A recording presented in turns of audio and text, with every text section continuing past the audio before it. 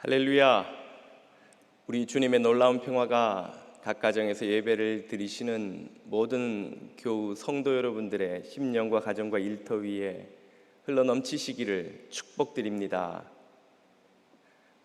곁에 있는 가족들에게 축복의 인사를 한번 해주시면 좋겠습니다. 당신을 봐서 행복해, 너희들을 봐서 행복하단다, 이렇게 가족들에게 인사해 주시면 감사하겠습니다. 지중해 연안의 국가들은 아름다운 해변과 온화한 기후로 유명합니다. 겨울이 되면 북유럽에서 추위를 견뎌야 하는 사람들이 이 온화한 지중해 연안 국가들로 휴가를 그렇게 많이 온다고 하지요. 어느 스페인의 아름다운 해변에서 있었던 일입니다.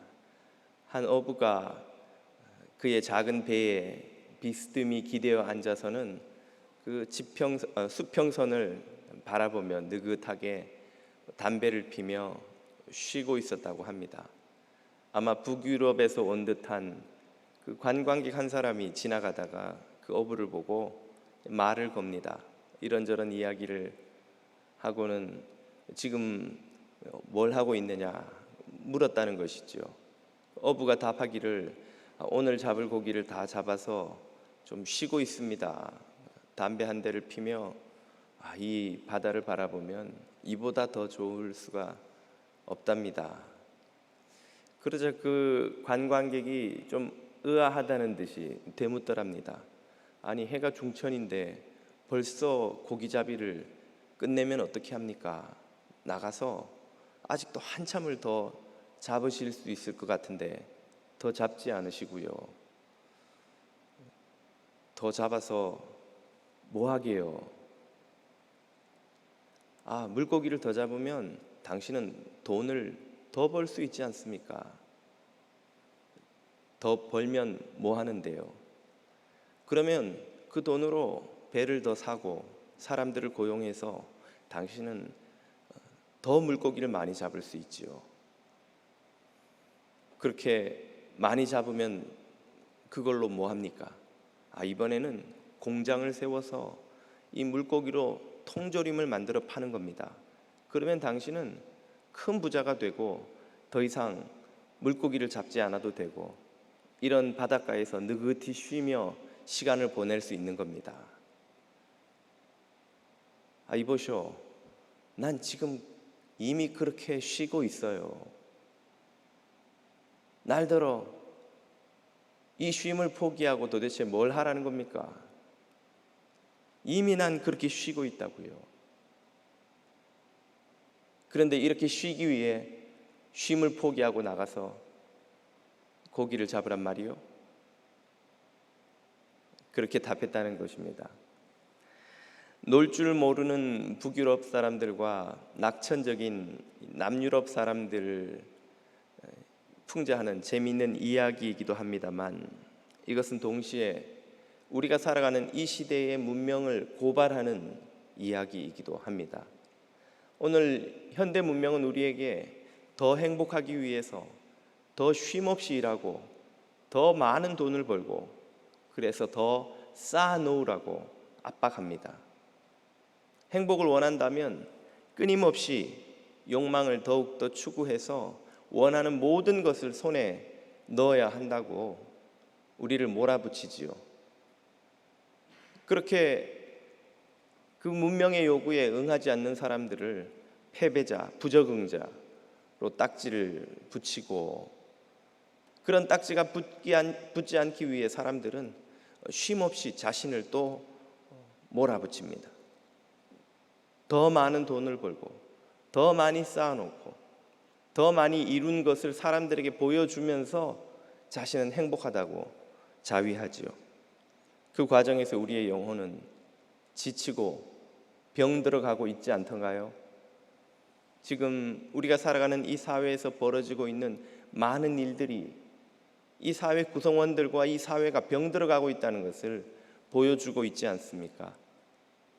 그런 우리를 구원할 마술 같은 주문은 어디에 없을까요? 그 주문이 바로 여기에 있습니다. 오늘 우리가 읽은 주기도문의 본문 말씀이지요.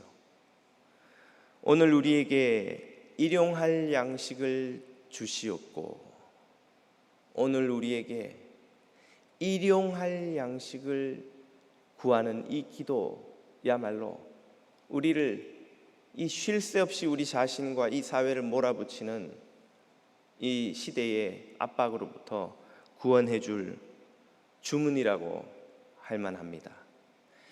주기도문의 구조에 대해서 이미 간단하게 설명을 드렸습니다만 다시 한번 짧게 요약을 해보자면, 주기도문은 하나님의 나라를 구하는 기도와 우리의 필요를 구하는 기도로 나눌 수 있습니다. 우리의 필요를 구하는 기도는 다시 육의 필요를 구하는 기도와 영의 필요를 구하는 기도로 나눌 수가 있죠.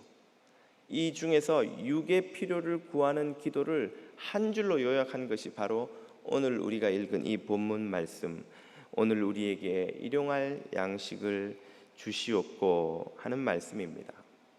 인류의 대부분이 이해하는데 아무런 어려움이 없는 이 기도를, 그러나 미국을 모델로 경제 성장을 추구해온 한국의 사람들은 이해하기가 쉽지 않습니다. 왜 일용할 양식인가? 왜 1년치 양식이 아니고 10년치 양식이 아니고 100년치 1000년치 양식이 아니고 왜 단지 일용할 양식인가? 우리는 이해하기가 어렵지요. 오늘날 1000년 만년치의 양식을 쌓아놓고 사는 사람들이 많고, 그런 사람들을 표지 모델로 세워서 찬양하고 떠받드는 그런 문명에서 살아가는 우리들은 왜 주님의 제자들은 일용할 양식을 구하는가 하는 것을 이해하기가 어렵습니다. 그러나 이 기도문을 이해하지 못한다면 우리는 이 기도문 앞에 있는 하나님 나라를 구하는 기도도 이해하기 어렵고, 이 기도 뒤에 있는 영의 필요를 구하는 기도도 이해하기가 어렵습니다. 왜냐하면 이 욕망을 추구하는 기도가 다른 모든 기도를 몰아내 버리기 때문이지요. 왜 주의 제자들은 일용할 양식을 구하는 것입니까? 다시 일용할 양식만 구하는 것입니까? 그 첫 번째 이유는 일용할 양식만으로 충분하기 때문입니다. 저희 집 아이들 이야기를 좀 하자면, 이 아이들의 문제는 항상 밥을 남긴다는 것입니다. 아내는 아이들이 잘 크기를 바라는 마음에서 아이들이 먹을 수 있는 양보다 항상 더 주고, 아이들은 어떻게 하든 그 밥을 좀 적게 먹고 남기려고 애를 씁니다. 저희 딸 둘째 사랑이는 벌써 친구들한테 무슨 이야기를 들었는지 많이 먹으면 살이 찐다고, 자기는 살찌면 안 된다고 조금만 먹겠다는 거예요. 항상 밥을 남기려 하고, 남은 밥을 아까워하는 법이 없습니다. 남은 밥을 몰래 방에 가져가거나 숨겨놓거나, 나중에 먹으려고 그 밥을 따로 챙겨놓거나 반찬을 따로 챙겨놓거나 하는 법이 없죠.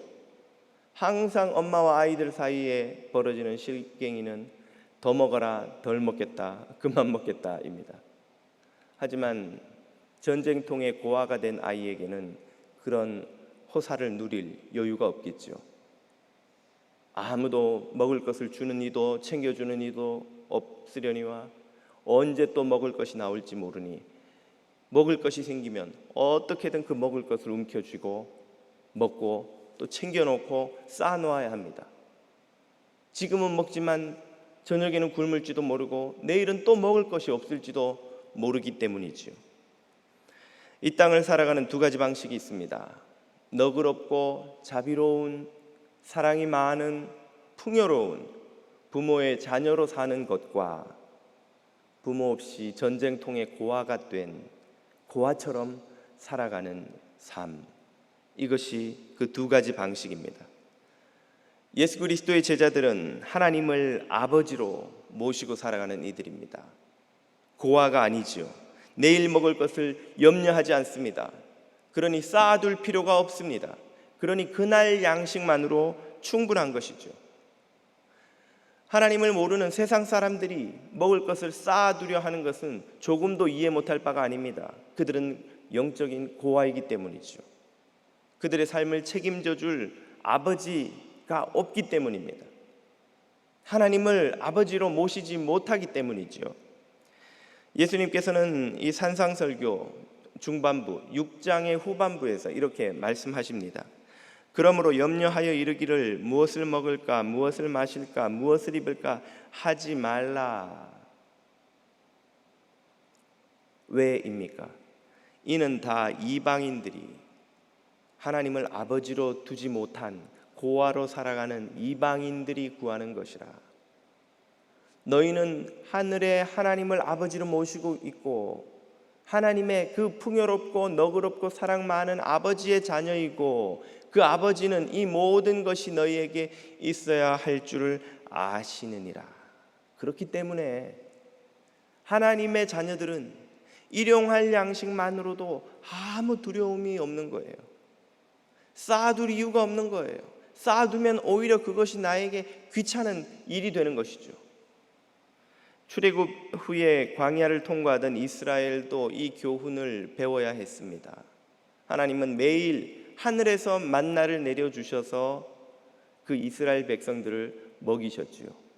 하늘에서 매일 만나를 내려주셨다는 것은 그들이 먹고 살아갈 참된 양식은 하늘에서 오는 것이라는 의미와 하나님이 그들을 먹이신다는 의미와 하나님이 신실하게 매일매일 그들을 먹이신다는 의미를 다 담고 있습니다. 이때도 모세는 이스라엘 백성들에게 매일 주시는 그 만나를 쌓아두지 말라고 신신당부하였습니다. 왜입니까? 하나님은 또 내일도 주실 것이기 때문입니다. 16장 출애굽기를 보십시오. 모세가 그들에게 이르기를 아무든지 다음날 아침까지 그것 만나를 남겨두지 말라 하였으나, 쌓아놓지 말라는 거예요. 만나를 남겨두지 말라 하였으나 그들이 모세에게 순종하지 아니하고 더러는 아침까지 두었더니 벌레가 생기고 냄새가 난지라 모세가 그들에게 노하니라. 모세가 신신당부를 했는데도 그들이 쌓아놓는 이유가 무엇일까요? 두려워서이겠죠. 오늘은 먹을 것이 있지만 내일은 먹을 것이 없으면 어떻게 하나. 그들은 수백 년 동안 애굽의 노예로 살아왔습니다. 하나님의 신실하심을 그들은 몰랐던 것이죠. 노예로 살면 늘 배고팠던 그 삶이 몸에 배어 있어서 먹을 것이 생기면 쌓아두어야 하는 거예요. 내일도 먹을 수 있을지 모르니까, 두려우니까. 모세는 왜 그들에게 화를 내었습니까? 그들에게 알려주고자 했던 메시지를 그들이 믿지 못했기 때문입니다. 이제 너희는 신실하신 하나님의 아들, 딸이요, 그 하나님이 너희를 매일매일 부족함 없이 먹이실 것이다 하는 이 메시지를 그들은 믿지 못했기 때문입니다. 그들은 여전히 고아처럼, 이방인처럼 살아가려 했던 것이기 때문이죠. 저희 집에 막내 진리가 밥을 몰래 쌓아놓고 침대 밑에 넣어두었다고 한번 가정을 해보십시오. 내일 엄마가 또 밥을 줄지 믿을 수가 없어서 그 밥을 침대 밑에 숨겨 놓았다면 금방 벌레가 꼬이고 쥐가 생기고 냄새가 나고 여러 가지 문제가 생기겠죠. 여러분의 침대 밑에서는 이런 냄새가 나지 않습니까? 벌레와 쥐가 꼬이지는 않는지요? 여러분은 하나님의 자녀로 살아갑니까? 고아로 살아갑니까? 일용할 양식만 구하는 두 번째 이유는 그 일용할 양식이 나뿐 아니라 이웃에게도 필요하기 때문입니다. 우리가 일용할 양식이 아닌 10년치, 100년치, 1000년치 양식을 쌓아 놓으려 하면 그렇게 하는 만큼 우리의 이웃 중 누군가는 굶주려야 한다는 사실을 그리스도의 제자들은 알기 때문이지요. 세계 기아 인구는 수십 년째 다행히 감소해 왔습니다. 그러나 최근 들어 기후 변화와 국제적인 무력 분쟁 때문에 오히려 기아 인구가 늘어나는 상황이 벌어지고 있습니다. 유엔은 2015년에 7억 8천만 명이었던 기아 인구가 2018년에는 8억 2천만 명으로 오히려 늘어났다고 보고합니다. 쉽게 말해 지구상에 살아가는 인구 10명 중에 1명은 배를 골문 채 다이어트를 해서 배가 고픈 것이 아니라 먹을 것이 없어서 배를 골문 채 잠자리에 들어야 한다는 것입니다. 이런 기아 인구는 제3세계 빈곤 국가에만 있는 것이 아닙니다. 미국이나 한국에서도 배를 골문 채 잠들어야 하는 가구들, 아이들이 적지 않다는 사실을 우리는 언론을 통해 자주 확인하죠. 왜 한쪽에서는 천년 만년치의 양식을 쌓아놓고 다른 한쪽에서는 배를 곪는 아이들이 있어야 하는 것일까요? 식량이 혹시 부족해서 그런 것은 아닙니까? 부족해서 그런 것이 아니라는 사실을 우리는 어렵지 않게 알 수 있습니다. 프란시스 라페가 쓴 굶주리는 세계라는 책을 보면 지금 현재 이 지구상에서 생산되는 곡물의 양은 매일 1인당 곡물, 육류, 생선, 우유를 포함해서 2kg이 넘는 양식을 모든 인류에게 제공할 수 있을 만큼의 넉넉한 양이라고 정리하고 있습니다. 그 통계를 보면 한 사람이 매일 2kg의 양식을 섭취할 수 있다는 거예요. 그걸 남김없이 모든 사람이 섭취하면 금방 전 인류는 비만에 걸려 도저히 몸무게를 통제할 수 없게 될 겁니다. 그만큼 많은 양의 곡물이 생산되는데 왜 사람들은 굶주리고 있는 것일까요? 식량과 자원이 부족한 것이 아니라 그것을 독점하는 것이 문제입니다. 지금 세계는 인구의 10%가 자원의 50%를 독점하던 시대에서 인구의 1%가 자원의 50%를 독점하는 시대로 넘어가고 있습니다. 한쪽에서는 천년치, 만년치의 양식을 쌓아놓고 다른 한쪽에서는 굶주리는 이웃이 있는 이런 사회는 결코 건강한 사회, 공의로운 사회라고 할 수 없는 것이죠. 그런 사회를 바꾸는 길은 무엇에서부터 시작됩니까? 바로 우리의 마음속에서부터 일용할 양식을 감사하고 만족하는 마음에서부터 시작되는 것입니다. 우리가 양식을 쌓아두려는 마음을 버리지 못하는 한 결코 우리는 이런 세상을, 불의한 구조를 바꿀 방법이 없습니다. 이런 비유를 한번 생각해 보십시오. 여러분 운전을 하실 때 과속을 하면 할수록 무엇밖에 눈에 들어오지 않습니까? 우리가 달리는 그 도로 밖에는 아무것도 볼 수가 없는 거예요. 다른 데 한눈을 팔았다가는 언제 차선을 벗어나거나 다른 차와 부딪힐 줄 모르니까 그 도로에만 집중하고 온 신경을 다해서 운전을 해야 겨우 안전하게 목적지로 갈 수가 있죠. 그 과정에서 우리의 몸은 긴장하고 우리의 발과 팔에는 힘이 들어가고 신경은 날카롭게 곤두섭니다. 그러면서 어디 폴리스는 또 나타나지 않는가 또 함께 봐야 하니 운전이 엄청난 고된 노동이 되지요. 그러나 도로에 규정된 정속으로 주행을 하면 어떤 변화가 일어납니까? 몸에서 힘이 빠집니다. 편안하게 운전하죠.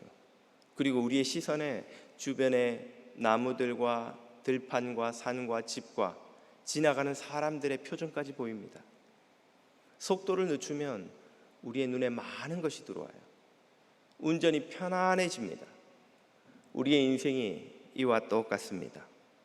우리가 일용할 양식으로 만족하는 삶, 일용할 양식에 감사하는 삶을 살면 우리의 이웃이 눈에 들어옵니다.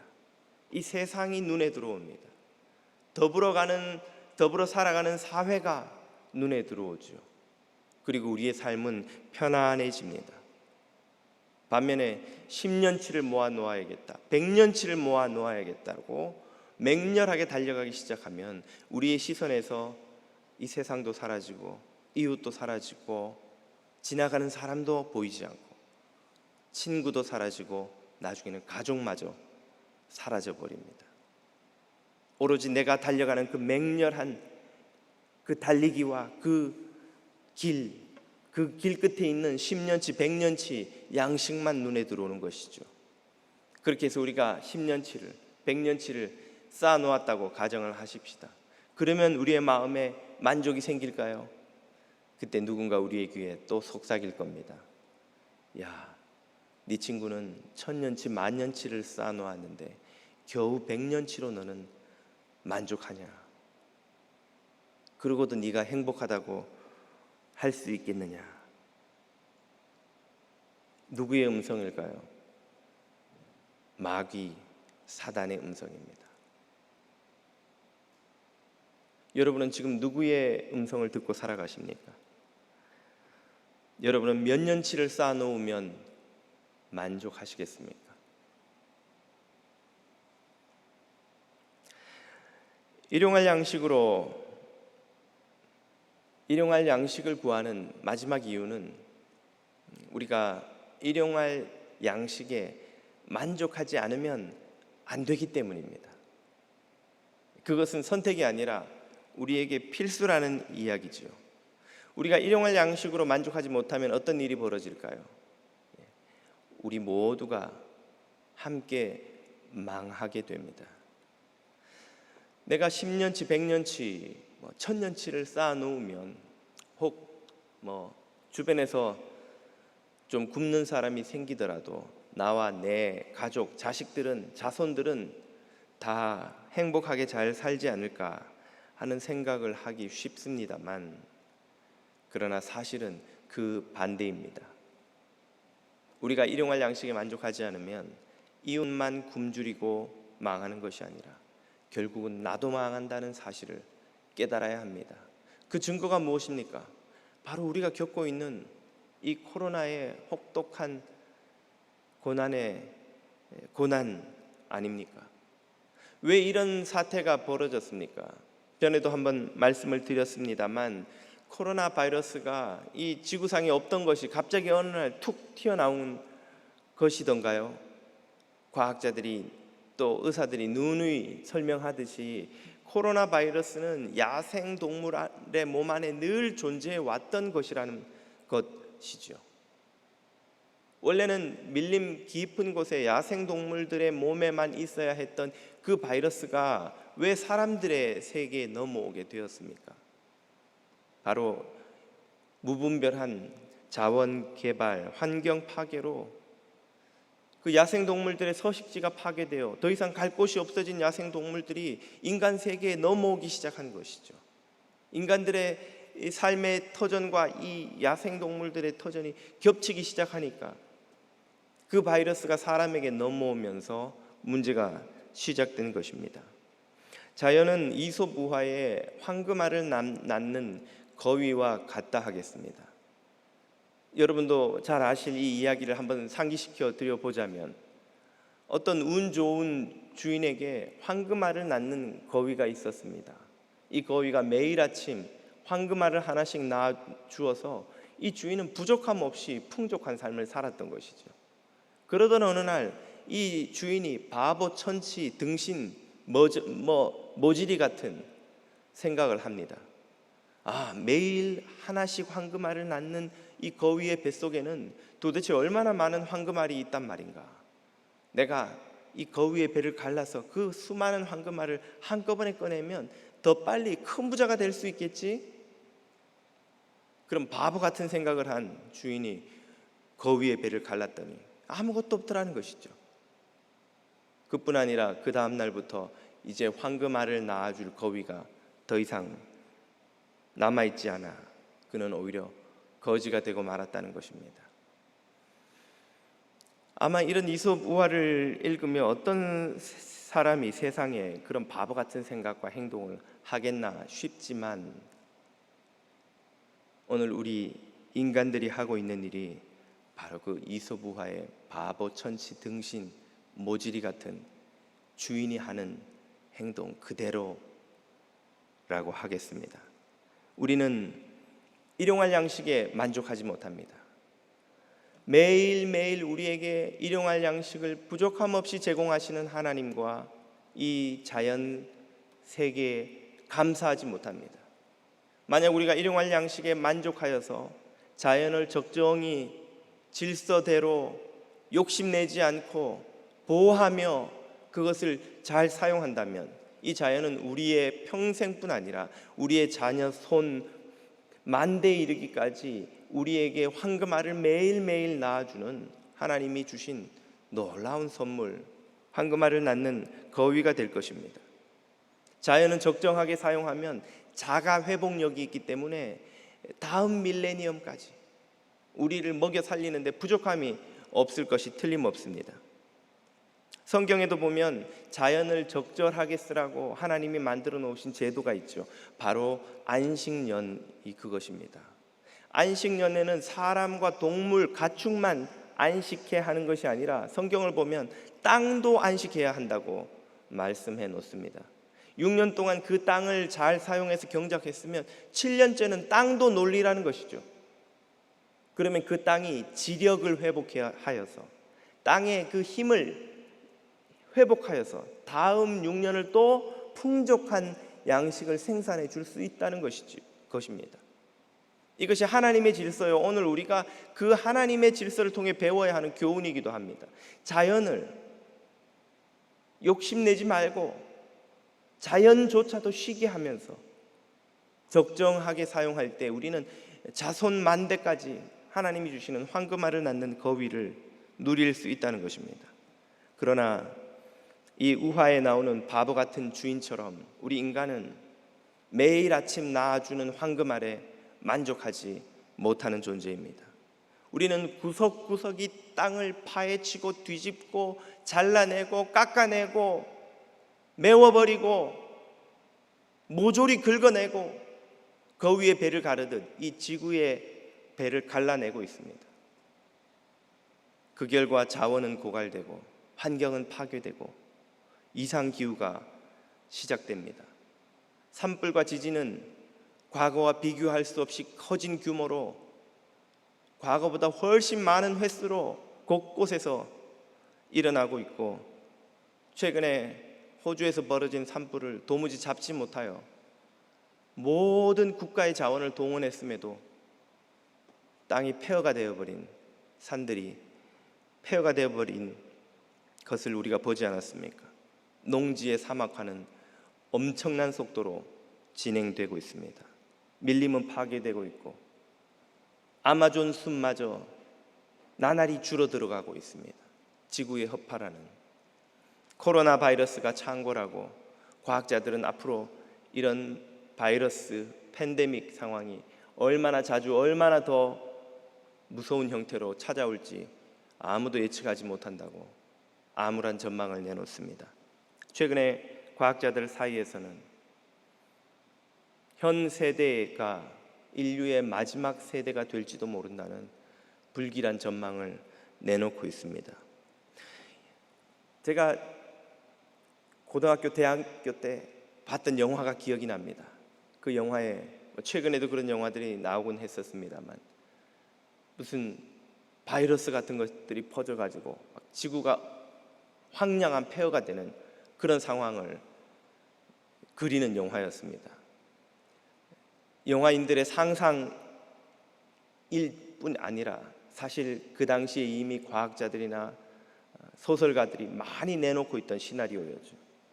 영화를 보면서 제가 아이고 저런 세상이 정말 온다는 게 말이 되겠나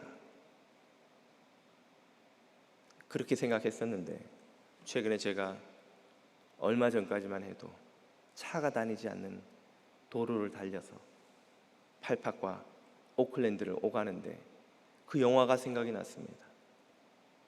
주일 아침 예배를 인도하러 팔팍으로 가는데 프리웨이에 차들이 없는 거예요. 타운으로 들어갔는데도 차들이 없는 거예요. 예배당 앞에 사람들이 없는 거예요. 예배당에 저하고 부목사님하고 두세만 덩그러니 앉아서 예배를 드리는 거예요. 영화 속의 그 장면이 생각나는 것입니다. 20년, 30년 전에 예측했던 그 말도 안 되는 것 같은 상황이 현실이 되고 있구나. 요즘 많은 과학자들이 또 소설가들이 또 영화인들이 이상기후로 폐허가 된 지구를 그려놓고 있습니다. 사막화된 지구, 먼지가 지구를 뒤덮어버린 세상, 이상기후로 농사도 공업도 어떤 것도 더 이상 유지할 수 없게 된 세상. 그 영화를 보는 우리 아이들이 성인이 되었을 때 그 시나리오가 현실이 되지 않으리라고 누가 장담할 수 있을까요? 우리가 일용할 양식에 만족하지 못할 때 지구는 그리고 인류의 미래는 이처럼 암울하게 끝나게 될지도 모릅니다. 지구는 모든 인류를 먹여 살릴 만큼 풍족하지만 단 한 사람의 욕망도 충족시키지 못할 만큼 작기도 합니다. 인간의 욕망은 그것이 단 한 사람의 것이라 해도 모든 지구의 자원을 동원해서도 메울 수 없는 거대한 블랙홀 같은 것입니다. 우리가 이 무한 욕망 추구의 사회를 바꾸지 못한다면, 우리의 마음속에 있는 일용할 양식으로 만족하지 못하는 이 마음을 내려놓지 못한다면 이 지구는 얼마 지나지 않아서 배가 갈라져 죽어버린 황금알을 낳는 거위와 같은 꼴이 되고야 말 것입니다. 그 배를 갈라놓아 죽일지 말지를 결정하는 것이 바로 오늘 저와 여러분이요, 우리 인류가 아니겠습니까? 오늘 이 기도가 저와 여러분의 것이 되기를 바라고 또 이 땅을 살아가는 모든 인간들의 것이 되기를 간절히 바랍니다. 오늘 우리에게 일용할 양식을 주시옵고 함께 기도하는 시간을 갖겠습니다. 오늘 주신 말씀을 붙들고 기도드립니다.